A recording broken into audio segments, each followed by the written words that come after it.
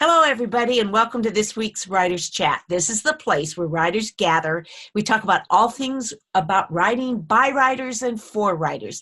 We're really glad you're with us today. I'm joined today by my co-hosts. My name's Jean Wise, and my co-hosts are Johnny Alexander and Bethany Jett. And so we're so glad to have you with us today as we record. And what we're going to talk about, I think, is something that'll be of really interest to everybody. And we're going to let our co-host Bethany kind of take over and do the lead today. So Bethany, I'm going to hand it to you. Okay, well, hi everybody.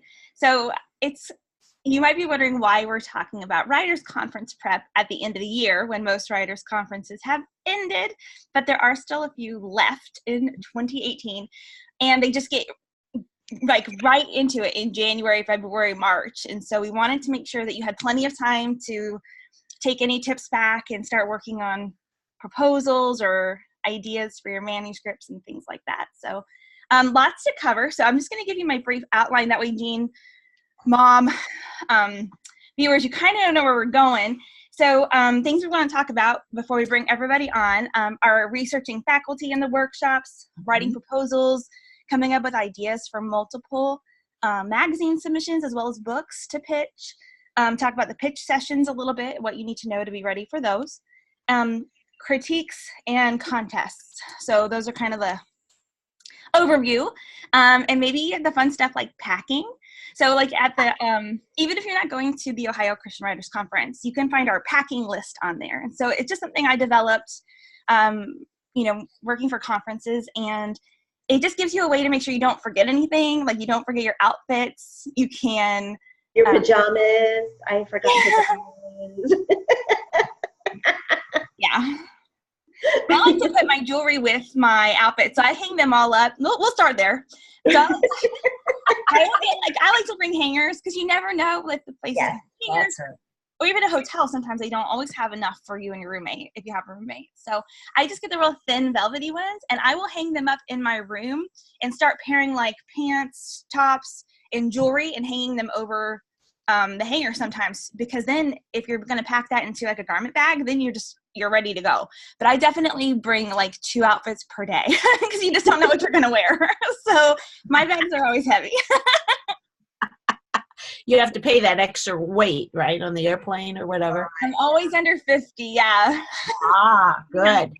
But one thing is about shoes. If you're going to be walking a lot at the conferences and you want to wear your cute shoes, I always carry a pair of flip-flops in my purse because they're real thin and I have a huge bag. So I can put my cute shoes in a bag and then walk in flip-flops back and forth. And that's really not a big deal. Like no one's going to be thinking, oh my gosh, they're going to think you're so smart.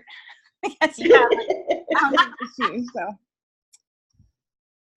okay, what should we talk about first? So pitches, research, proposals, critiques, contests. Where should we start?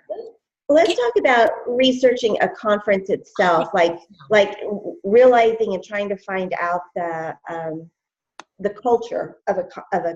I think so too, and then just where you find some good conferences, because I don't know, like you said, this seems like it's an odder time of year, but it's not, because you're like me. I've got my 2019 calendar, and I have got to figure out, and I've got to save my money, and I got to block off the time, and I do what I didn't get to any major conferences this year.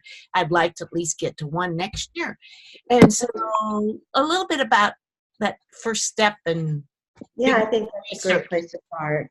I love that you said culture of a conference. Yeah.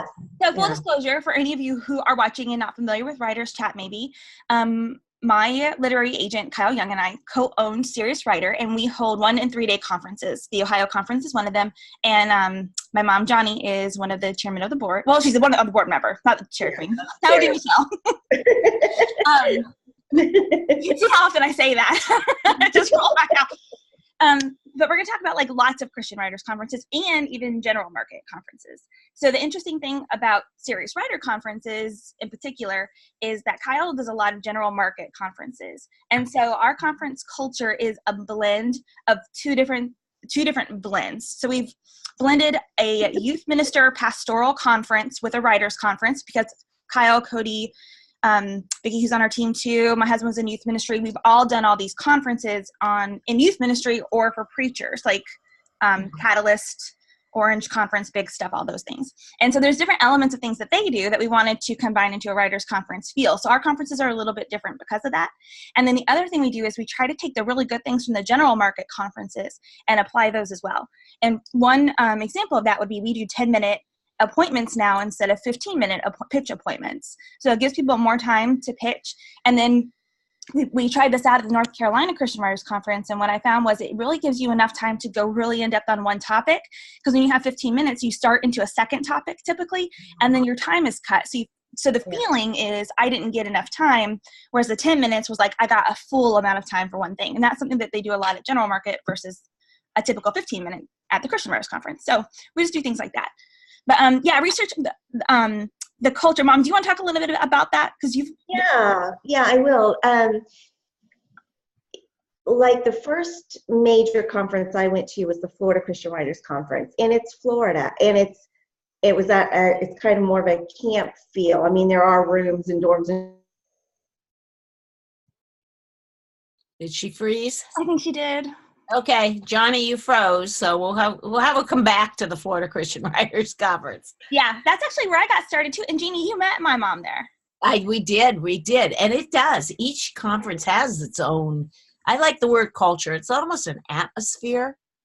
On that, I have found a Christian writer. There, Johnny's back. Johnny, you had frozen, so now you're back. So, You guys guys talk about Florida real quick.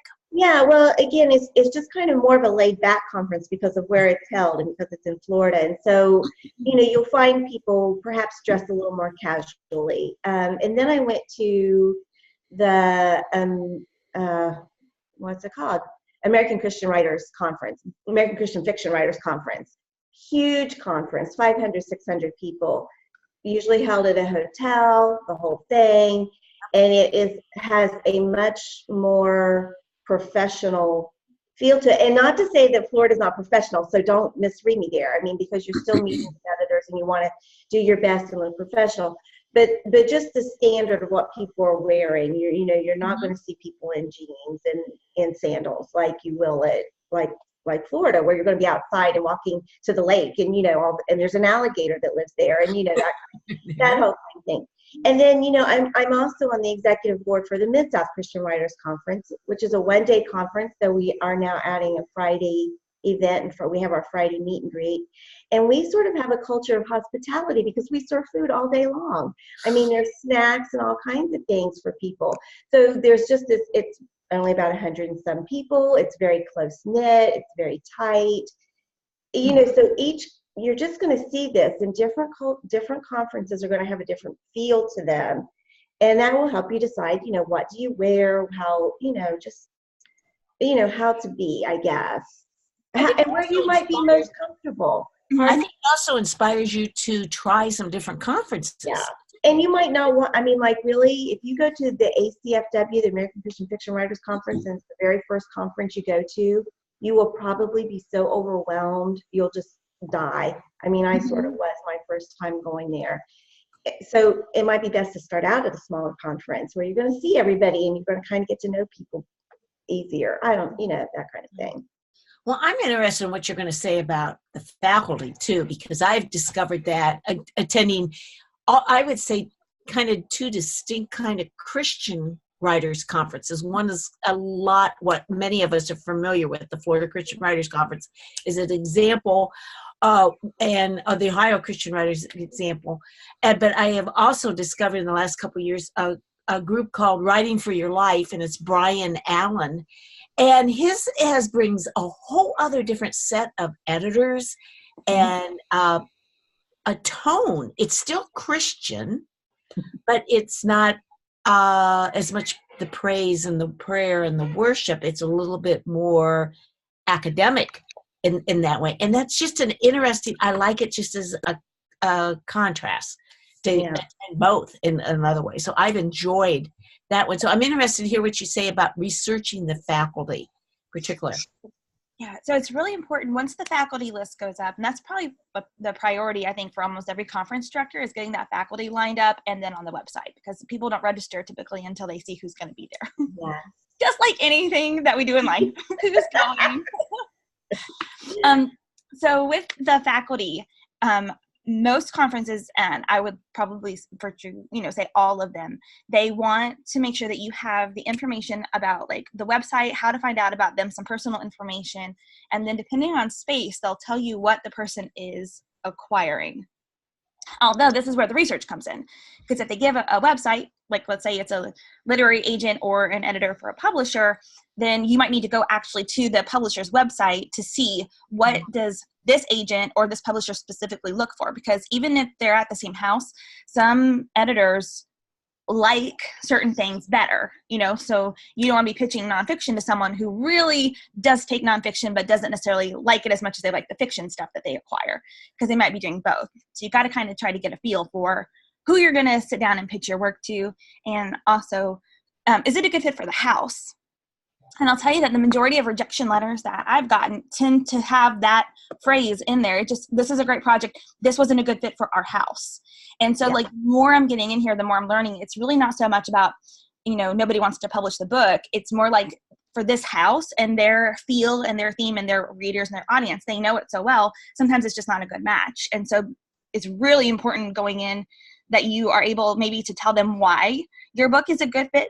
Look up some of the books that they've done recently as like comparatives and say, I know you just published this book. This is going to be a great book to follow that book for those reasons. You basically want to give the editors specifically a reason that they want to champion your book for the entire publication board, which is what they're going to, if they ask for your proposal, that's the next step, is they're going to look to see if they can actually win everybody over in that meeting with your book. And so that's a tip for editors, basically. Agents probably are more interested in platform up front. Platform. Because they need to know if they can tell you. That's a good way to kind of say that too. Agents are going to be really interested in platform, editors in the proposal. Well, I'll back that up with why I said that. So we do an editor agent panel at our conferences, and then a lot of conferences do them. And so what Kyle does is he asks everybody down the line the first thing that they look at in a manuscript, and that has been very eye-opening to listen to the answers of everybody. And what happens is at the end of it, almost every agent said they go to the marketing first, and almost every editor said they go to the writing or the overview first. And they do look at the marketing as well. Some went, there's variances, but that was an overwhelming theme, especially this last conference, that it was interesting to see. The agents needed to know if you were marketable before they checked the writing. The editors were more interested, do I like the story? And then they looked at that. Just from that conference. That was interesting to me. I think also you would stand out as very unique if you could approach, let's just say, an editor and say, I know you've just recently published this, and I think your example that this would be, wow. I think that would be very impressive that you knew enough of the industry to come prepared and knew that particular, or just say, I noticed you have this in your backlog, but it was published 15 years ago. This would be an updated version and build upon, that you really knew their house. Wow. Yeah. Impressive. I agree. That kind of goes into comp titles too, which we're going to be talking about, I believe, next week. Yes, right? Next week. I'm sorry, I kind of went off on a tangent. We down how to create a compelling book cover with Cody. Okay. Yeah. Cody's anyway, I know we got that. Comparative titles coming up. I do believe so. On that one. For Cody is the creative director for Serious Writer. Oh, okay, so maybe amazing, and his book covers are beautiful. Yeah. Is there other tips on faculty that? Share some other ideas, because I'm interested. We try to get a lot of feedback from our friends who are in the industry who teach at conferences, and then at the conferences. Basically what are they looking for in the pitch appointment, authors, agents, and editors? Like, how do we make this a better time for the faculty as well, not just for the attendees? And so one thing that I think we're going to start moving towards is trying to prep conferees. If you want to talk about like your plan for your career, an author who already writes that genre might be a better person to go talk to than an agent or editor if you don't have something to pitch.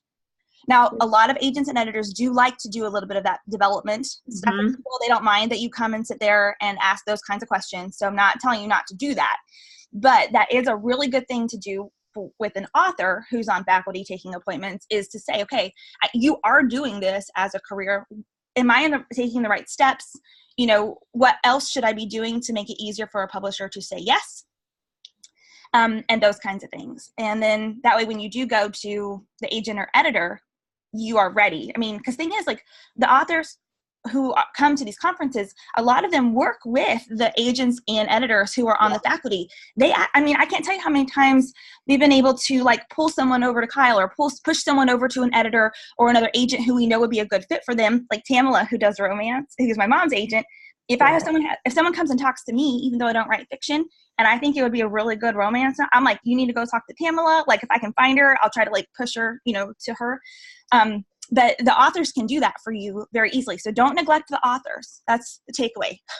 Talk to them and see how they can help too. And then when you go down to pitch to the agent or the editor, then it's like a super business professional moment for them. You pitch your ideas, and then you can have that, like, you know, talk with them. Well, and I'll tell you too, go ahead. I was just going to say, talk to us about bribery. There's quite a chat going on. There's going on chocolate. It started about chocolate. What kind of chocolate? That's number one. Is that on your packing list, Bethany? and stuff. But anyway, seriously. And then Rhonda's asked about one page, which I think you're going to get to one page in a minute. I'm sorry, Johnny. What? Well, a couple things. Two things. One is, as an author, you know, it is helpful to look at. To go to an author and talk to them, because I can read the first 2 pages of a manuscript and I can pretty well tell you what the weaknesses and strengths are of that. And so it might be helpful to go to an author first and say, you know, can you look at this, you know, tell me what you think before taking it to an editor. And, you know, you might be able to make some tweaks and print off a new page or whatever if you're wanting to show that. And then the other thing I was going to talk about is the disappointment of not being able to meet with the person that you wanted to meet with. So, you know, you get the list, you see who's going to be at a conference, and you say, oh, I really want to meet that person. I'm going to go to that conference. Spend your money, you make your transportation plans, do all of that. And then you get there, and guess what? Something's happened, and they're not going to be there. And you're not going to meet that person after all. I think that happened to me twice. And it is such a gut-wrenching disappointment. But here's what you remember. God knew from the get-go that this is what was going to happen, and he still helped you get there anyway. So be open to whatever other things might happen at that conference that you didn't plan on, and have a backup. Have a backup plan. So, you know, it's like, if I don't get to meet with this person, this is who I want to see. This is who I want to see. Or, you know, just be disappointed. Sure, you're going to be disappointed, but don't let it ruin the conference for you, because there will be other opportunities. And again, you want to be professional about such things. You're a writer. You're professional. Right. Lisa just gave a good example of that in the chat room. I don't know if you guys caught that. I got to go back up that. Kyle was the one she saw as she walked in the appointment room, and he was announcing that the schedule was full. But I got to meet with Tessa Emily Hall, and today, after 1 year, she is my agent. So congratulations. There you go. Yeah. So it is. So, you know, always be flexible and open. God will provide those doors. It will. It will. And also, sometimes people don't show up for their appointments. And so, I mean, you can casually walk around, not while someone's in an appointment, but you can see if they have open slots later in the, you know, in the time frame, and take one. Like, well, I think some conferences like will open up the appointment sheets after you get your however many required ones that you were promised as part of the conference. So in that case, I think the strategy would be, if you know that you're ready, if you're going to pitch to an agent or editor, those are the two people that you want to get on your list right away before they fill up, because they always fill up the fastest. Authors do not fill up as fast typically, and that's fine. Like, we know that. Just because that's why you're there to pitch. If you're not actually pitching an agent or editor, I think as a kindness, probably let people who are try to get those slots and then go in later, take one. And maybe you're there for more development coaching. And again, like I'm stressing this because we just see this all the time, like authors can really help you with that. So also here's a tip. If you want to sit with agents and editors at meals, a lot of times at the beginning of the conference, their tables are full and the author tables will not be. And by the end of the conference, the author tables will be full and the agents and editors are not. And I think it's because people have already talked to them, or they don't want to be like stalking them after an appointment, or they've been rejected and they don't want to sit anymore. So like, just know, like, if you don't get a chance to sit with an agent or editor at a meal at the beginning, there should be spots open towards the end. It's an insider secret, right? Like just observing all the conferences, that's typically what happens. And those lunchtime appointments are just, yes, you might be sitting around with other people, but almost always they'll focus on you guys. Well, what are you guys writing the last? And you might have your pitch ready at that point in time. And because if they're interested, they'll say, come talk to me later. And you could say, well, there wasn't any appointments left. He says, come at 4. I'll stay around and talk to you. If they're really interested in the idea. They will. They'll make it happen. Can I just say, too, that if you are at the table and there is conversation going on, do not be the dominant person who just never shuts up and talks that agent, because they're there to talk to everybody at the table, and there will be someone there who does not know. That's a good point. Yeah, don't be that person.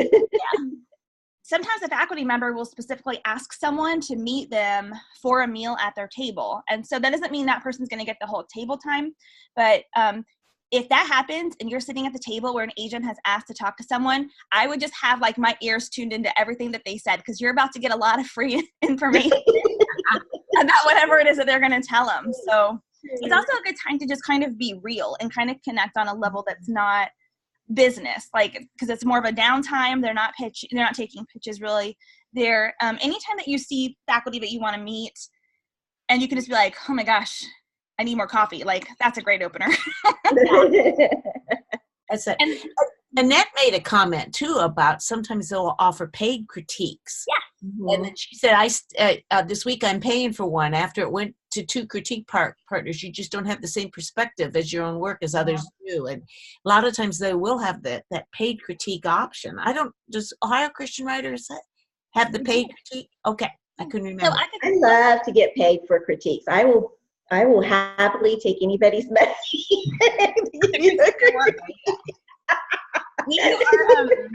We do. Okay, so the difference between, so this is a question we kind of get a lot. What's the difference between a paid critique and the one-on-one appointment at the conference? Oh, good. That's a good question. One-on-one appointments at conferences are included in your registration. Usually they'll say 2 guaranteed or 3 guaranteed. It just depends on how many faculty are there, how many slots there are, and how many attendees there are. So sometimes that number can change towards the end.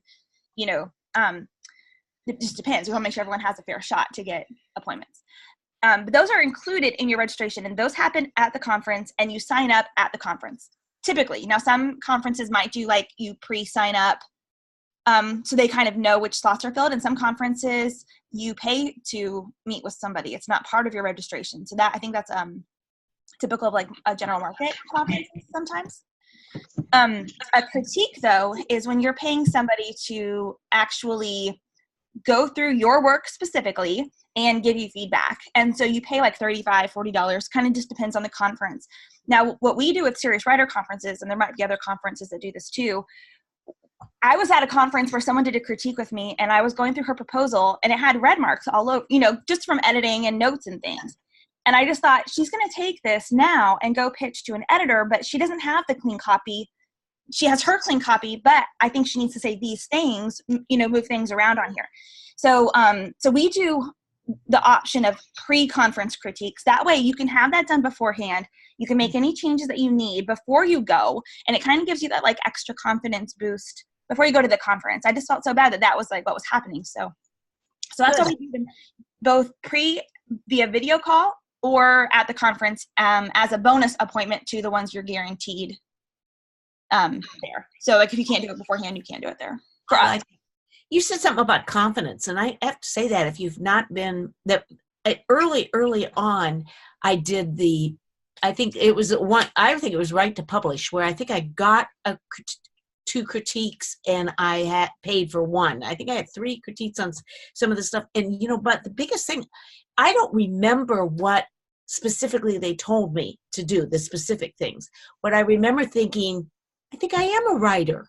It gave you that confidence. It wasn't like, no, crumble it up and throw it away. It was that boost that maybe I can do this. Yeah. I think so. That feedback is very valuable, positive, and I don't want to make negative.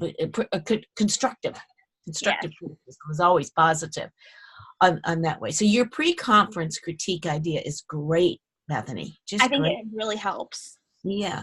You talk a little bit about the actual pitch session, like the one sheets. Should you have one sheets? What you should have, and I love your idea about having an idea sheet. Yes. Maybe talk about that a little bit. Add that. So a one sheet is not a requirement. It's just a tool. People get really caught up on how their one sheet looks. I mean, I think a lot of wasted energy probably goes into the one sheet that could probably be spent more on the proposal, which is the really more important part, or even building platform a little bit before you go to the conference. Some people love one sheets and some people hate them. I kind of think it's helpful for the writer, though, to have that piece of paper in your hand. It made me much less nervous just to be able to hand them a sheet that gave them all the information about my idea. So then I didn't have to talk at the beginning. And I'll tell you, being on the other side of the table, it is helpful because at a glance, I can kind of see, the genre, the target audience, a little bit about the book, a little bit about the author, and that I can do in like 10, 20 seconds versus having to listen. This is going to sound bad, and I don't mean this bad. In 10 or 20 seconds of that quick 10 or 15 minutes, I kind of have an idea about the person versus them spending 5 minutes trying to tell me about the project. And I think it also gives editors and agents a way to start asking questions. If they see something that catches their eye, they can start the conversation, then tell me more about this or why this. And I think that's a better use of the 15, 10-minute appointments than the it forces you as a writer too to be able to summarize your book idea in 1 or 2 sentences, because you don't have much room on those one sheets to pretty much say the synopsis. Yeah, and you can Google how to create a one sheet, and there's tons of resources. I've got a resource I can someone remind me, I'll try to send it out. Oh, I can send it out in the newsletter tomorrow. There we go. There you go. All okay. Right. You're going to make yourself a note and do that. Yep. Perfect. That'll be great. Serious Writer newsletter, and you'll get that tomorrow. And if they're aren't receiving the Serious Writers newsletter, how do they do that? Go to seriouswriter.com, and there's 500 ways that we are trying to get your email address. It's a great newsletter. It comes out weekly, right? Yep. Weekly. Yep. And it's easy to read, and it's always full of great information. So if you're not getting that, please get on that list, because often if something like this will come up on Writers Chat, and she'll include that. Yeah. So it's a great resource. So thank you. Rhonda said that Serious Writers pop-up city. It is. And just real quick, I tried to fight it by using analytics, and I was proven wrong. The ones that pop up that are annoying are the highest converting. So I lost that war. So. Yeah. Anyway. Magazine ideas. Yes. Your magazine editors, if they're there, are some of the most important people you can meet with, in my opinion, because your book might sell 5,000 copies. You might become, a columnist for a magazine that reaches 100,000 people. If you just think about the reach that you can get with a magazine sometimes versus a book. And so magazines are also great ways to get publication history, to make great networking connections with people. And I actually learned this from Michelle Medlock Adams, who teaches freelance classes, I guess. Now, if you're before the conference, it's better to do it her way. I did it at the conference, and it still worked. So the basic premise is the same. You want to look up the magazine editors, and you could probably do this with book editors and agents as well. Show them that you have more than one book in you. They like career, they like series, they like that you can do more than one thing. That is not a bad thing. I know that's industry myth, or it's being told somewhere, but I have heard from their mouths they like it when they have more than one thing for, that they can see you as a career author. So go to the magazine, look up some past issues, look up what kinds of things are going to be coming out within the next like probably 9 to 12 months. A lot of magazines are about a year out already, and come up with just a list of ideas. You can put their name at the top. Michelle says put their name at the top, their house at the top, make one sheet that's pretty, that's just for them, that you can give to them with just some ideas listed down. Now, when I was at a conference, I was pitching a magazine, and I didn't do this ahead of time because I found out about it at the conference that this was a thing to do. So I just got like a piece of printer paper, and I just, I wrote his name at the top, and I just started coming up with some ideas of stories that I could write. They were not written already, and they don't have to be. So isn't that great? So then basically, it was one of the best appointments because I just said, I've got some ideas, and I slid that piece of paper across the table, and it was so fun because he grabbed his pen, and because he knows like the whole line of what's coming out, and he started making notes. Like he would circle some, he would cross some out because he's like, oh, we just did this, or this one's coming out, in 3 months. And at the end of the appointment, I had the potential to sell several articles to them, and one of them did sell. It was the only one I wrote. I should probably go back to that list. But I sold a story, and with the potential then to sell more stories, and I have a connection at the magazine. So like that is a great idea. If you're doing it for a publisher, go in with a few ideas of books. I mean, here's the thing. If you have one book and it's your precious baby book, and you go in and they don't like it, that's a pretty awkward rest of the time where you're just standing there and sitting there because like you have nothing else to say. So I also have some ideas for this maybe. Like that's just a great way to keep the conversation going if the first pitch, isn't really what they're looking for. Should you have that written out, your other ideas for books somehow, or can you just wing it like what you were giving the example, or does both work? You can wing it. I will tell you another like insider stuff. We like to do things called concept paragraphs. And so we've, we just recently met with a publisher, and she asked what we were working on, and Michelle whipped open her laptop, and we had written out like paragraph ideas for book concepts, and they just went through like this. That one's amazing. I like that one. We like that one. And then we're like, okay, those are the ones we're going to go do proposals for first. Wow. Now put that in your news. Heard it here. Something about concept paragraphs. That's a unique thing I don't think I've heard elsewhere. So that it's right one of our there. secrets, and I said it on the recording. Yeah. Oops.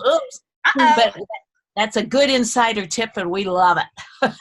I'll tell you, it's every time that we have been able to do this, it's worked out very well in our favor. And so, they also seem to appreciate it too, because there were multiple things they got to look at and then tell us, okay, this is what I want. So I say, come up with a few paragraphs, come up with a title. Titles change all the time. But basically it was just like 3 or 4 sentences about what the book idea was going to be. And the thing is, like, here's the thing, if you don't have time to come up with proposals for everything, so have your proposal ready for the book you want to do.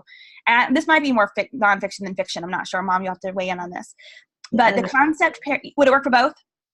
Well, I don't know, because for fiction, they pretty much want that manuscript done anymore. So it might be a little bit harder, but it might give you a clue on what to work for.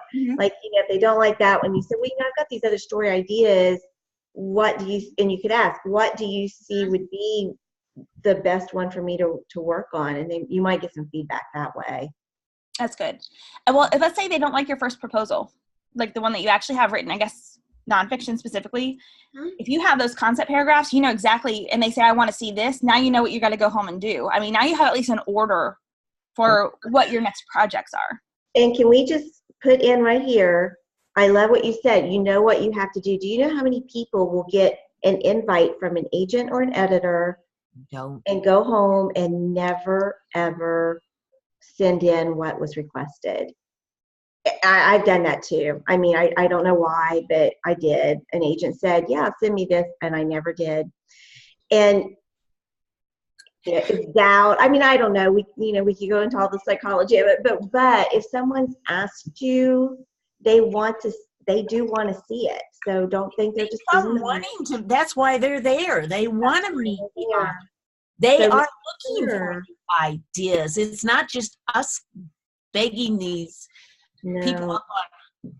I met a woman at a writer's conference, and she had her little notebook, or it was a bigger notebook than this, but she had a notebook and she had one page dedicated to everything she needed to do. So as she met with people, as she heard things, heard opportunities, she was writing them and making that list So she didn't have to go through her notes later. So she had a list when she got home of what she needed to do. Yeah. Now, a couple comments in the chat, which is reality check, is about what kind of time frame after the conference, when is it too late to send in requested work? And I'm going to tell you, there was one time, it was almost a year afterwards, that I sent it to an editor and they still took and looked at it, on that. But then it got rejected, which is sort of what Rhonda mentioned about that. It gets discouraging because sometimes you never get any, you won't hear feedback at all. Most of the time, though, I've gotten an email back, but occasionally it's just dead air on that. That is, you put in all that work, that is discouraging. I will say, if someone has asked you at a previous conference and you haven't sent it in, I will go ahead and send it in as soon as you can. I did hear an editor say last year, we were talking about this, and he said that when he asks for something, he wants it in the next few weeks because he knows that this is the time, because at the pub board for their house at that time, he is looking for that book.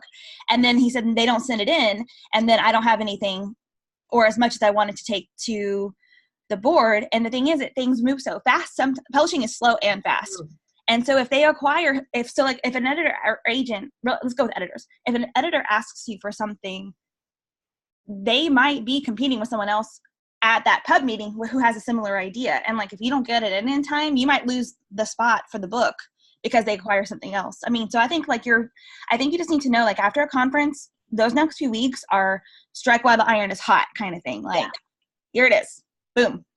Well, and Elaine made the comment that she even told them sometime that she was going to be traveling for a couple of weeks, and she tells them it'll be about 3 weeks before they hear from her. And often they'll say, well, that'll be great. That'll work well, as long as they kind of know that time frame. But you got to move fairly quickly. I think you're right on that. I will tell you, I've heard people ask Kyle this a lot, they'll want to give it to him that day. And don't send it to him that day. He's not even going to look at his email until he gets back from the conference, and it's going to get buried underneath everything else. I mean, so I think waiting a few days to make sure it goes up to the front of the pile again is a good idea. But I mean, I've heard him say that too, Elaine, I'm traveling this week, I'll be getting into it next week. And he tells people too, he wants it right. So he wants you to go home and make sure you take the time to make the proposal right and what they're looking for instead of fast. Yeah. You got to be quick. On that. Okay. I was going to say, we had one other. Leslie asked, what's the proper time frame for follow-up after a conference if you don't hear from them? Can you give us any insight on that, Bethany? I think 2 to 3 months is fair. It gives them enough time to have gone to wherever they need to go. I think that's a good question to ask them. If they specifically ask you to send something, you could ask, okay, I'm going to send this in a couple weeks. What is the proper time that you would like me to follow up if I don't hear anything? I mean, you can ask that question. It might be different for everybody. Yeah. And that really puts them on the spot, makes them to respond that way. So hopefully they'll follow up with that. Mm-hmm. That sounds good. I would wait more than a month. I mean, 4 weeks sounds like a long time. I know it's so hard to wait when you send stuff in, but I would wait maybe 2 to 3. Okay. And then follow up. I know we got about 20 minutes left, but let's talk contests too. I think you mentioned something about contests and how important that is because we're talking before conferences here. Talk to us about that. Oh my gosh. Well, actually, we're going to do a little something fun in the after party with Vicki. So make sure you stay on. Yeah. Secret stuff. Contests are really important. Let's just start off. I feel like I'm talking about Kyle a lot, but Kyle is the king of contests. When he went to Blue Ridge that year, he entered not only the genre that he wrote, he entered multiple genres, and he ended up winning several of them. And so what happened was every time his name got called for almost every award, which everyone remembered, and everyone still talks about at contests too. If someone starts winning 2 or 3 awards, someone who was there will say something about, this is the Kyle Young award, conference. Contests are huge because not only I think does it give you confidence as a writer, when sometimes your work is validated that way through contests, it can kind of help. I've heard a lot of writers say, I was going to quit, I entered the contest, and they end up placing or winning, and it was just the boost that they needed to keep going, because it can take so long to hear back from agents and editors, and the publishing industry can be really slow. So I think contests are great. I don't know what I was going to say. Contests were great for me too. I mean, I won one my first time, and I was really looking for a direction. I mean, I went there looking for direction. I needed something, and I didn't know what I was supposed to do with life, you know, and I told my mom. You can use it for marketing too. Yes. And on that. First line of your bio, award-winning writer or award-winning author when your book wins. I mean, so those are, you know, that's a big deal. I think it's good discipline too as a writer to have it ready, submitted, especially if it's like not a finished book. Let's use that as examples, because some contests would be the book proposal you might send in, or a story, or a devotion, and it gets you to practice finishing something and having it ready to submit. Absolutely. Can I give a brag trivia? Jeannie, Bethany, and I have all won Florida Christian Writer of the Year awards. Yes, for their conference. Long time ago for me, but yeah. We still did it. All three of us have won that honor. Yeah. And it was, again, I'm going to go back, it was a boost for confidence more than anything. Absolutely. That was one of very early conferences I took. So on that. So they're a good thing to try for both platform and for personal development. Mm-hmm. Absolutely. I mean, and the thing is, you can send a press release out when you win too. So not only do you have the opportunity to get, you know, seen at the conference and have your name kind of heard at the conference, but you should send a press release out to your local paper saying, like, I just won this award, you know, this conference here. And that's not only good publicity for the conference, but it's also really good publicity for you in the local area, because you don't know what kind of connections could come from someone seeing that they have an award-winning writer or author in their hometown. I mean, the library, and that's something that you can then use, you know, if you're going to go pitch, like doing library workshops or to writers groups and things like that. Right. I would say, I do want to share this. So Serious Writer, we've had one full year of contests plus the Ohio conference last year. And so what we're doing is we are having a huge award now, which we're going to dig in a little bit more after. It's going to be that we're going to have a Writer of the Year and a Book of the Year. And so those, we're going to open it up from now until the end of the year for people who want to go ahead and take place. But the winner of the Book of the Year and the Writer of the Year will be come to New York with us, and we're going to do dinner. We've got some exciting things planned. So be looking for details for that. Will be coming out like probably in the next 2 to 3 weeks. But it's going to be pretty amazing. Wow. Well, Bethany, I know we're starting to get a little short on time, and you wanted to have people come on back in. Do you have any other final points on your list that we didn't get to at all before we invite people back on? Yeah, I think probably the most important piece of advice that I tell people is you're going because you want to pitch your work, right? Like, that's the main reason. It's not the only reason.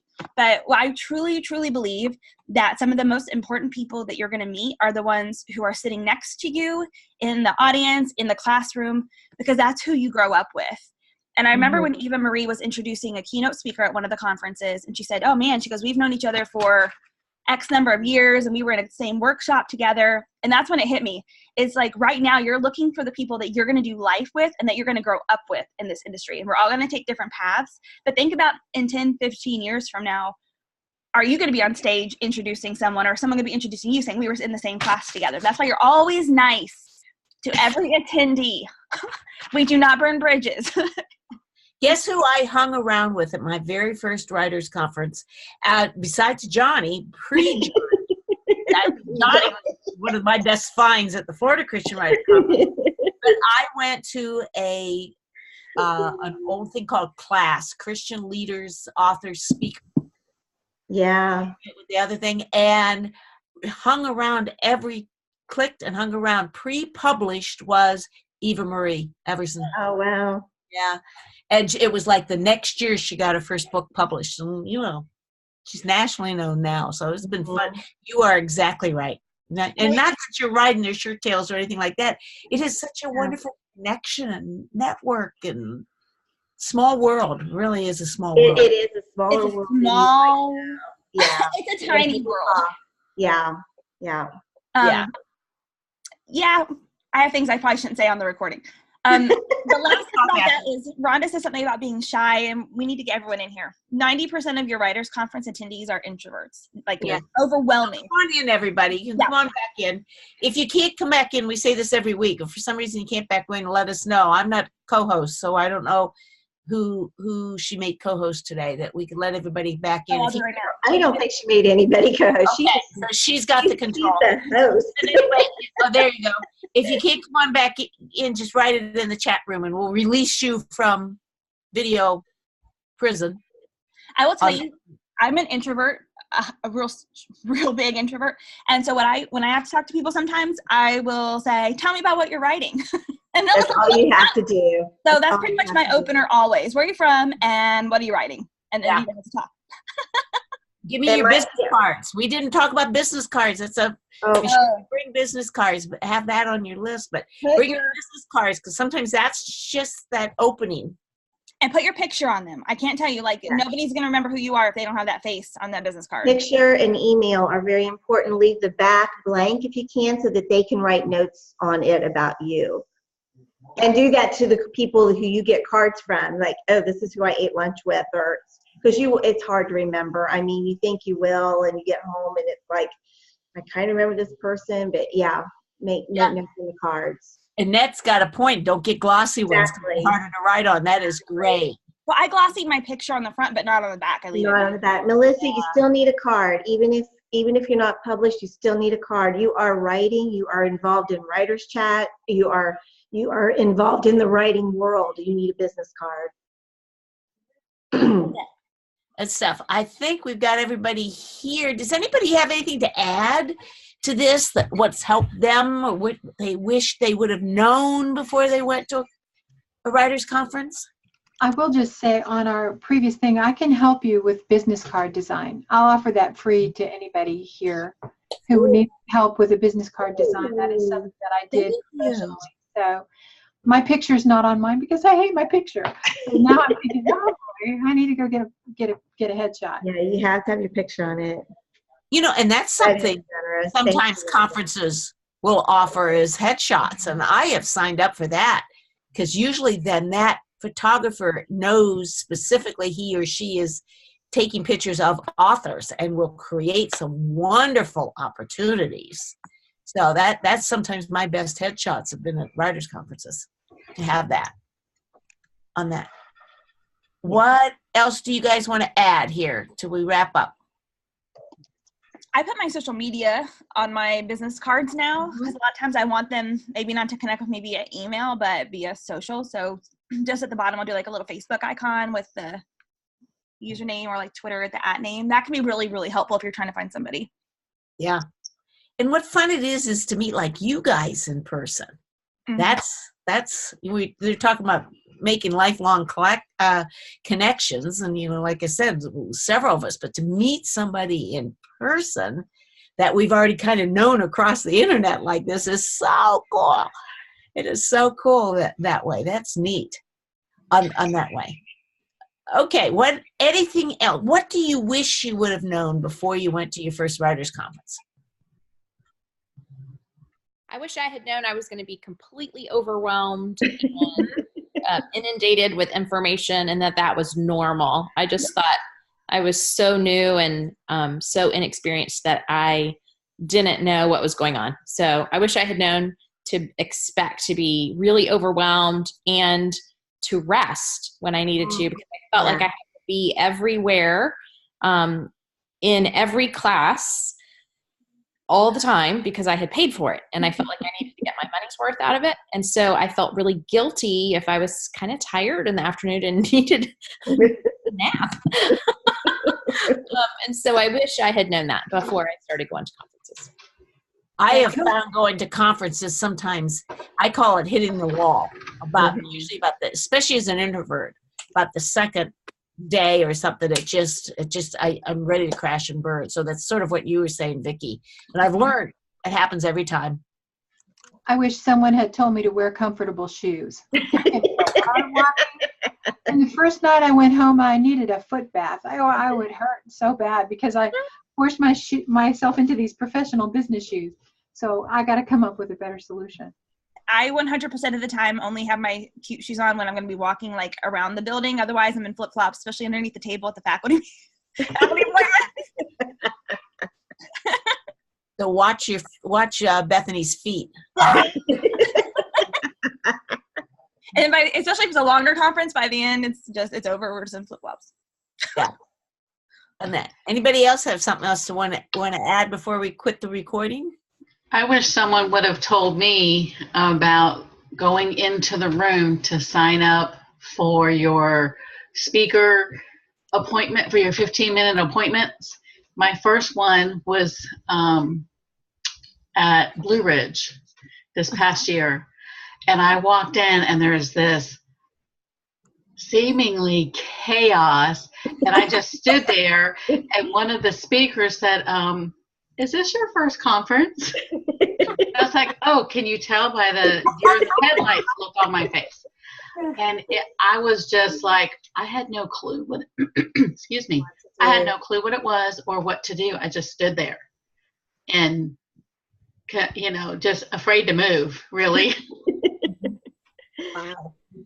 Yeah, it is chaotic. It is chaotic in that way. I want to know what the Pure Wave massage wand is for your feet. It's about 18 inches long, and I charge it up and it will actually, it's a pulsing massage that you can use on your feet or your back or your arms. It's wonderful. Whoa, sounds like a Christmas gift idea. Lisa, I have a shiatsu massager for my neck and back, so we're going to have to get together at Ohio. We can cover all the zones. There you go. I love it. Annette made the comment. Me too. Don't leave me out. Yeah. Oh, there you go. Annette commented that she might get migraines at conferences. Boy, I tell you, that I think we're all prone a little bit to it's the tension, it's the travel, it's the fatigue, it's the nerves, it's the chocolate, or wonderful coffee that Vicky's selling. It's whatever that way. So I will say too, Jean, the other thing I wish I had known, most conference environments are very dry. So plan to drink a lot of water.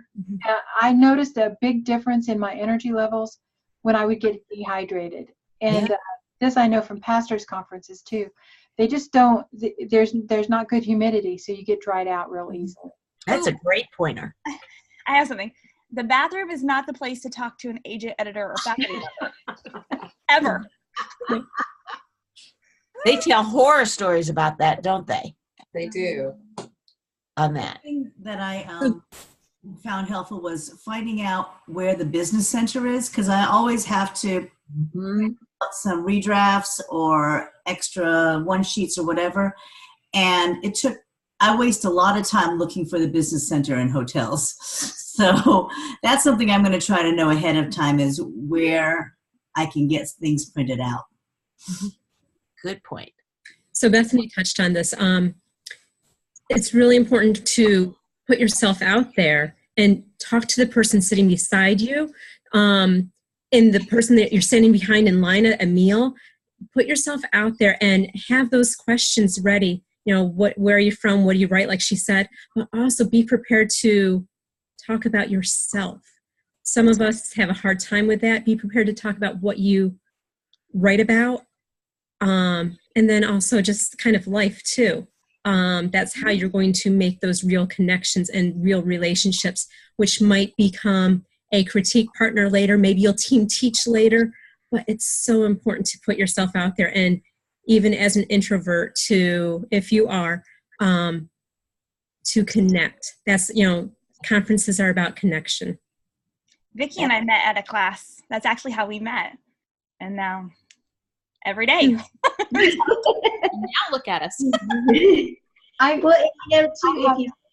Go ahead, Rhonda. Go ahead. I was going to say I have a little different experience maybe as a pastor's wife, but I'm always believing there's someone who is more shy than me. Mm-hmm. And I'm looking for that person to try to draw them out and encourage them, because a conference like this, there's always opportunities to minister as well as to receive ministry. Absolutely. And I have been able to pray with and encourage some people who were very discouraged. And if you just spend a little time listening, you can really find people who you go home and you say, wow, that was great for me, but it was great for this person too, because God, spoke to me about them. I was just going to go back to talking to people. You know, sometimes I think with the editors and agents, they just get so inundated with people wanting something from them. If you find yourself next to an agent or in line for lunch with an agent or an editor or somebody like that, that you know that you really just don't have anything to pitch to them, just talk to them. Because I think it's nice for them just to be able to talk to someone who doesn't have, you know, anything to pitch. They're just being friendly, and you're still making a connection, and you never know what might happen. So that brings up lobby time. Oh, go ahead, Jean. No. You I want to hear yours. Go ahead. Okay, so lobby, it's like it depends on the conference, like where the conference is located. FCWC, which is Florida Christian Writers Conference, is an amazing conference for people to go to. It's going to be in March this year. I'm going to be there. I would love to see you guys there. But they have this one room called Maple, which is a hangout area where they have like this cafe. It's open literally all night. The lights are on. The windows are open. It's fantastic. So you can be in there talking and working.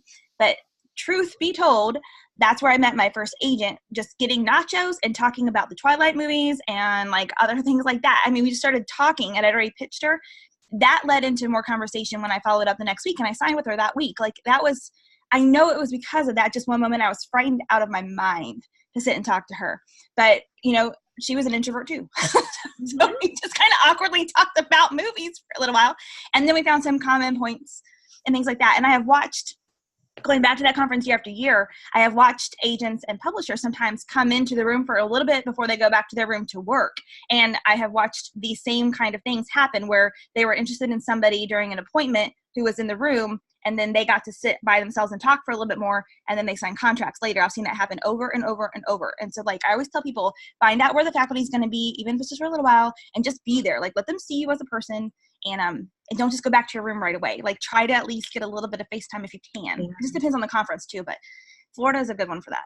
Yeah, it is. Well, Bethany, this has been great. We have had all sorts of tips. I know there's a couple of things I picked up today, and it's got me excited about potential next year going. And thank you for sharing stuff in the newsletter that you're going to send out this week to kind of follow up with this. And I'm definitely, I appreciate Lisa, you sharing the link, the Amazon link for the Pulse Wave massage wand, because I'm going to share it with my husband and tell him a Christmas gift idea. I would love that idea on that way and stuff.